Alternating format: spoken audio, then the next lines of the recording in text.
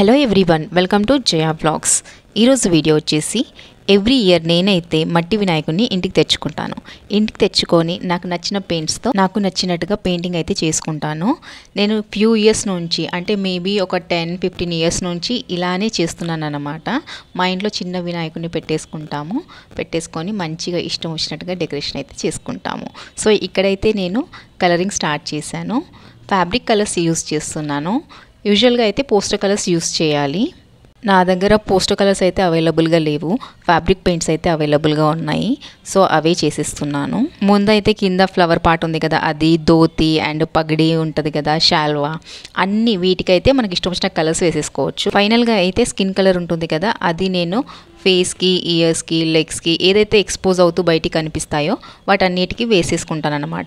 దాని తర్వాత పైనుంచి బొట్టు పెట్టడం, తొండం మీద డిజైన్ ఉంటుంది, చెవి దగ్గర డిజైన్ ఉంటుంది కదా, అవన్నీ నేను రెడ్తో చేస్తాను. ఈవెన్ నెయిల్స్కి కూడా నేను రెడ్ కలరే యూస్ చేస్తున్నాను. ఇక్కడ మొత్తం కలరింగ్ అయ్యాక నేను ఐస్ అయితే డ్రా చేసుకుంటాను. నాకు ఐస్ వేయడం అంటే చాలా ఇష్టం. ఇలాంటి ఐడియల్స్కి మెయిన్గా నేనైతే వినాయకుడికి పెయింటింగ్ చేయడం చాలా ఎంజాయ్ చేస్తాను. చాలా మంచిగా అనిపిస్తుంది. ఎందుకంటే మనకు నచ్చినట్టు చేసుకోవడం వేరు కదా.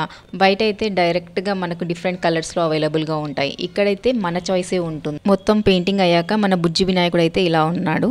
తర్వాత నేను బొట్టు పెట్టేసుకుంటున్నాను రెడ్ పెయింట్తో. అండ్ తొండం మీద డిజైన్స్ కూడా ఇస్తున్నాను. చెప్పాను కదా ఆల్రెడీ. సో ఎక్కడెక్కడైతే చెప్పానో అన్ని దగ్గర నేను రెడ్ పెయింట్ అయితే యూజ్ చేసేస్తున్నాను అనమాట.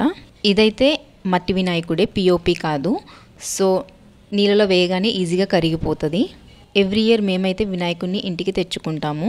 సో మీరు కూడా తెచ్చుకుంటారా? తెచ్చుకుంటే కమెంట్ చేయండి. మ్యాక్సిమం 3 to 5 days మాత్రమే మేము పెట్టుకుంటాము. వినాయక మండపాలు ఉంటాయి కదా, అక్కడైతే ఈ ఐడీలు ఇచ్చేస్తాము. కొంచెం డబ్బులు చదివించి ఐడీలు అక్కడ పెట్టేస్తాము. వాళ్ళు నిమజ్జనం చేసేటప్పుడు ఈ ఐడీల్స్ కూడా తీసుకొని వెళ్తారు వాళ్ళతో పాటు.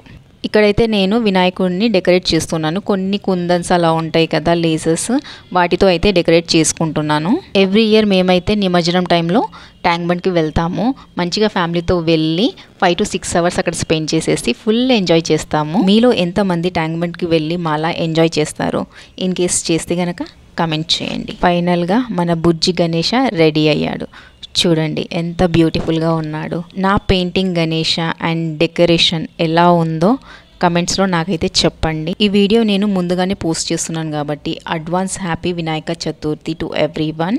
వినాయక చవితి శుభాకాంక్షలు. ఆ గణనాథుడి ఆశీస్సులు మీకు, మీ కుటుంబానికి ఎల్లవేళలా ఉండాలని ఆశిస్తూ హ్యాపీ వినాయక చతుర్థి.